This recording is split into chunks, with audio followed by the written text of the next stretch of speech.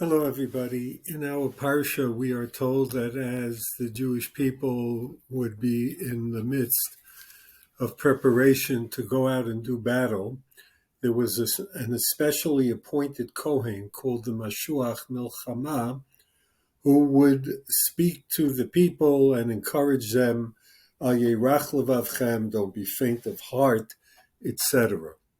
And then he would proclaim that there were certain people about whom it would be said, Yelech v'yashov leveito, they were free to actually disengage from the military ranks and go back home. So we have Mihaish Asher Bana Bayit Chadash V'lo Chanacho, someone who had just completed building a new home, or one who was Nata Kerem V'lo Chililo, he had just planted a vineyard and hasn't yet enjoyed the fruits of the labor, or the one Asher Eras Isha, who was betrothed but not fully married to her, and the Yarei Verach Levat, the one who, literally speaking, was afraid and faint of heart.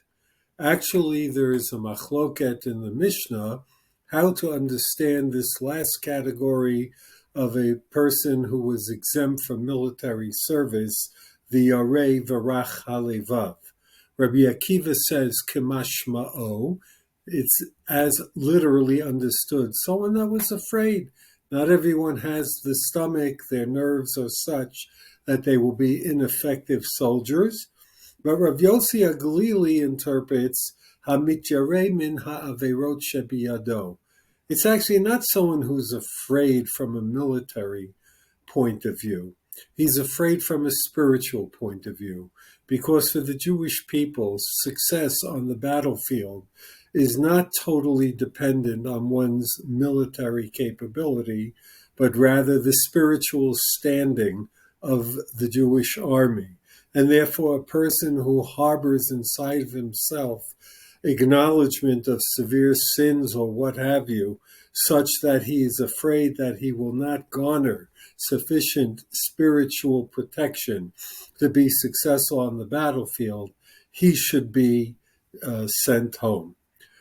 Rav Yossi Aglili explains that the reason that we have 4 categories of people who are exempt from fighting on the battlefield, Tolta lo haTorah et kol elu sheyachzaru biglalan.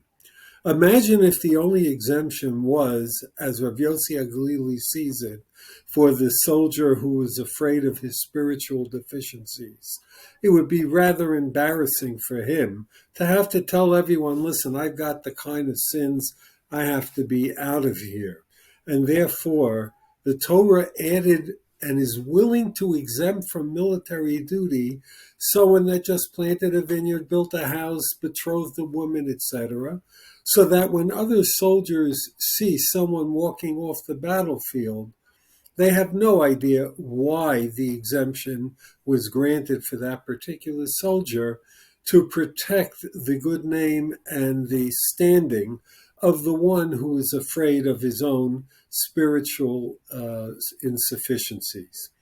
And this perhaps I saw in the name of Rav Yechezkel Mikujmir, this perhaps might explain an unusual Mishnah in Masechet Gittin, where there is a dispute between Beis Shammai and Beis Hillel, what are sufficient grounds for a husband to demand a divorce from his wife. So Beis Shammai omrim lo yigaresh adam et ishto, ela im kein matzah ba ervat davar. Short of infidelity, says Beis Shammai, there is no basis in which a husband can unilaterally demand a divorce. Uveis Hillel omrim afilu hikdicha tavshilo. No, even if he's dissatisfied with her for something, relatively speaking, that is minor. She burnt the cholent, the gefilte fish didn't taste good, the chraima is lacking in taste. Whatever it is, for that too, he can unilaterally, divorce her. Now, this is strange because normally we see Beis Hillel as the school of thought that is much more moderate. And here it's like, For almost any excuse, the husband can divorce his wife. Says Rabbi Yechezkel Mikuzmir, it's actually to protect the woman whose husband might want to divorce her because of her spiritually deficient behavior, her infidelities, her indiscretions, etc. If it were known that that's the only basis for divorce, this woman would never, ever, no matter what she would subsequently do, find a new husband. And therefore, to protect, Beis Hillel expanded the causes by which a man could divorce his wife.